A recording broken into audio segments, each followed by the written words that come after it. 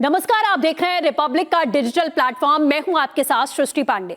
आज बात करेंगे बेहद अहम मुद्दे की। भारत किस तरीके से हर क्षेत्र में बढ़ रहा है, खास तौर पर मेक इन इंडिया की दिशा में कैसे भारत आगे बढ़ रहा है और सैन्य शक्ति को अपनी आगे बढ़ा रहा है, उसके बारे में हम आपको बताएंगे। भारत की टाटा कंपनी और फ्रांस की दसॉल्ट कंपनी के बीच में एक समझौता हुआ है। दसॉल्ट कंपनी वही है जो राफेल विमान बनाती है, लेकिन समझौता भारत के साथ में टाटा कंपनी के साथ जो हुआ, यानी कि राफेल की जो रीढ़ है, उसकी जो बॉडी है, वो अब भारत में बनाई जाएगी। इस पूरे मामले के बारे में, इस पूरी डील के बारे में आखिरकार और क्या कुछ डिटेल्स हैं, ये हम समझने की कोशिश करेंगे। एयर कमांडर एएस बहल सर इस समय हमारे साथ में जुड़ चुके हैं। बहल सर, आपका बहुत बहुत स्वागत है रिपब्लिक के डिजिटल प्लेटफॉर्म पर। जो ये डील हुई है इंडिया और फ्रांस के बीच में, टाटा कंपनी और दसॉल्ट के बीच में, इसके बारे में हम थोड़ा विस्तार से जानना चाहेंगे। बिल्कुल, ये जो 4 प्रोडक्शन ट्रांसफर अरेंजमेंट्स की जो डील हुई है, वो हुई है टाटा एडवांस सिस्टम्स लिमिटेड और डसॉल्ट एविएशन के साथ। ये पहली बार है कि डसॉल्ट एविएशन कोई भी फ्यूजलाज जो है, जो मेन बॉडी होती है ना एयरक्राफ्ट की, जो सेंटर में होती है, वो फ्यूजलाज होता है और उसकी मेटलर्जी बहुत ही कॉम्प्लिकेटेड होती है और साथ में एडवांस मेटलर्जिकल जो टेक्नोलॉजी है उसका इस्तेमाल करना पड़ता है। तो ये वाली जो पहली बार जो अपने देश से बाहर फ्रांस बना रहा है, वो हिंदुस्तान में बनाएगा और उसके साथ है टाटा एडवांस सिस्टम लिमिटेड, जो एक एडवांस टेक्नोलॉजी की फैक्ट्री सेटअप करेंगे हैदराबाद के अंदर। ये पहली बार नहीं है कि टीएएसएल ने ऐसी कोई फैक्ट्री सेटअप की हो। टीएसएल ने एक पहले भी फैक्ट्री सेटअप की है बड़ौदा के अंदर। नवंबर 2024 में जो हमारे प्रधानमंत्री हैं, उन्होंने इनॉग्रेट किया था स्पेन के प्रधानमंत्री के साथ, जिसमें C295 transport aircraft, medium transport aircraft बनेंगे। 56 में से 40 भारत में बनेंगे। तो जो ये वाला है, ये रफाल के साथ है और रफाल जो है कभी भी आसानी से किसी भी अलग जगह पे प्रोडक्शन फैसिलिटी नहीं बनाता। यहाँ तक कि वो चाहता है कि जो उसके क्वालिटी स्टैंडर्ड्स हैं, जो बहुत ही हाई हैं, तो वो वाले क्वालिटी स्टैंडर्ड्स वो मेंटेन बहुत कम देश कर सकते हैं। तो ये उनका कॉन्फिडेंस भारत के ऊपर भी है, ये उनका confidence Tata advance systems limited के ऊपर भी है।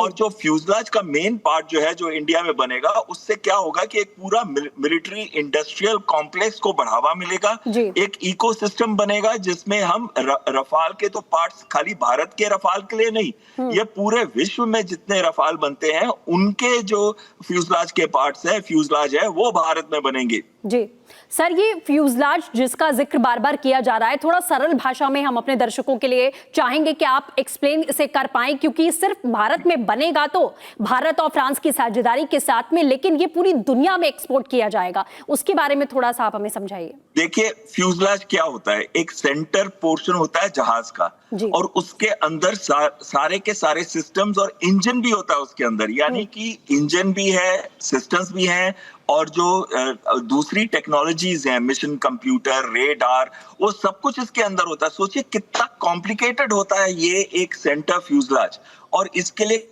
कितनी एडवांस टेक्नोलॉजी की जरूरत होती है मेटलर्जी के अंदर।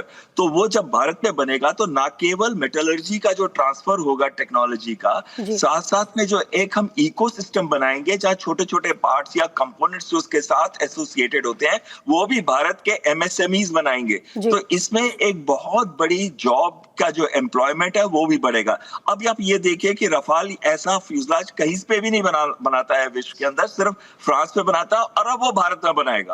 इसका ये मतलब है कि रफाल के जो पेंडिंग ऑर्डर्स है, जहां तक मुझे याद है 180 के करीब पेंडिंग ऑर्डर्स है उनके अलग अलग देशों के साथ, और भारत भी चाहता है कि अब 26 जो मरीन है एयरक्राफ्ट वो रफाल आए। तो वो सारे जहाजों के फ्यूजलाज सोचिए भारत के अंदर बनेंगे और फिर भारत से बनके उन देशों में जाएंगे। तो इसमें 2 चीजें आएंगी, एक तो हमारे को टेक्नोलॉजी मिलेगी और दूसरा हमारा इकोसिस्टम बढ़ेगा। और एक और तीसरी चीज भी है कि सोचिए भारत का नाम कितना ऊपर जाएगा जब दूसरे देश जहाज यूज करेंगे रफाल को, उनमें से कहेंगे ये जो सेंटर मेन फ्यूजलाज है ये भारत में बना है। बिल्कुल सर, इसी पर मैं आना चाह रही थी कि आखिरकार सैन्य क्षेत्र में भारत के लिए कितनी बड़ी कामयाबी है। सिर्फ आत्मनिर्भर भारत के लिए नहीं, बल्कि पूरी दुनिया पर इसकी क्या छाप पड़ने वाली है कि भारत आज किस मुकाम पर है। जैसा आपने कहा कि फ्रांस राफेल को लेकर ऐसी डील सभी के साथ नहीं करता है, लेकिन विश्वास भारत के साथ जताया गया है, तो जाहिर कोई प्राथमिकता होगी। बिल्कुल, इसमें 2 चीजें आती हैं। एक तो आती है पॉलिटिकल,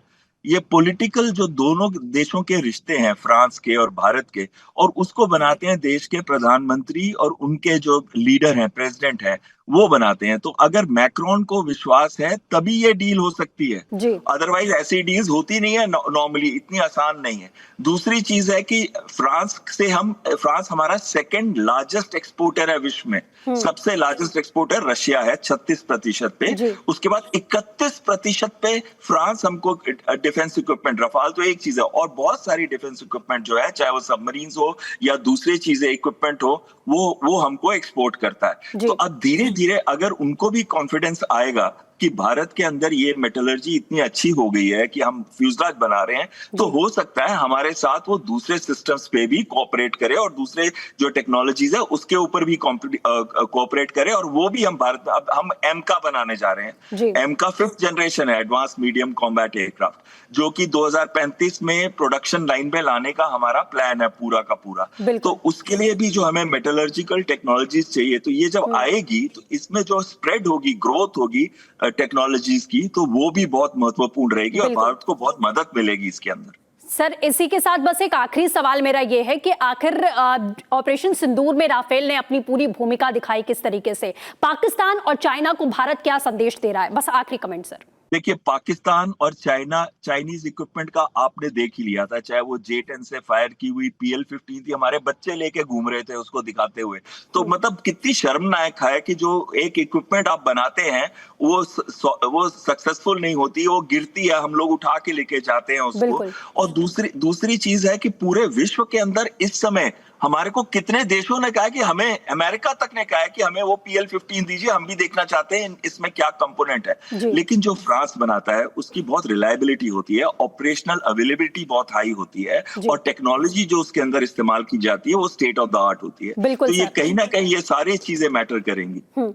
बिल्कुल सर, बहुत शुक्रिया सर इन तमाम डिटेल्स के लिए और जानकारी साझा करने के लिए। तो आपने सुना बहल सर ने किस तरीके से समझाया कि ये डील भारत के लिए कितनी महत्वपूर्ण है, और सैन्य क्षेत्र में आत्मनिर्भर भारत के तौर पर अगर देखा जाए तो भारत बहुत ही मजबूती के साथ इस डील के बाद में आगे उभरता हुआ नजर आएगा। अभी के लिए बस इतना ही, लेकिन डिजिटल प्लेटफॉर्म के साथ लगातार बने रहिए ऐसी ही तमाम जानकारियों के साथ। नमस्कार।